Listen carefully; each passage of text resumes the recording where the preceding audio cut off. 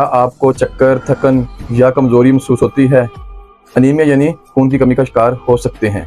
Anaemia क्या है? Anaemia खून की एक ऐसी हालत होती है जिसमें जिस्म में रेड ब्लड सेल्स सुरख खुलिए या हीमोग्लोबिन की कमी हो जाती है। हीमोग्लोबिन हमारे पूरे तमाम जिस्म को ऑक्सीजन पहुंचाता है। हीमोग्लोबिन की वजह से पूरे जिस्म को ऑक्सीजन पहुंचती है। जब हीमोग्लोबिन या खून की कमी हो जाती है, अनीमिया का मसला बन जाता है, तो क्या किसकी वजह से और क्यों बनता है? इसकी वजह क्या होती है? खून की कमी होती क्यों है? नंबर 1, आपको आयरन की कमी की वजह से खून की कमी हो सकती है, एनीमिया हो सकता है। और B12 और फोलिक एसिड की वजह से खून की कमी हो सकती है।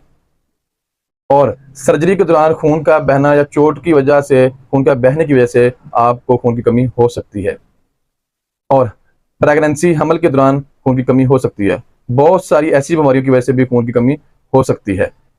और खून की कमी की वजह से क्या अलामत होती है? जब खून की कमी हो जाती है तो इसकी क्या अलामत हो सकती है और क्या महसूस होता है कि जिससे पता चल जाए कि खून की कमी की वजह से ये मेरे साथ ऐसे हो रहा है? नंबर 1, चक्कर आना।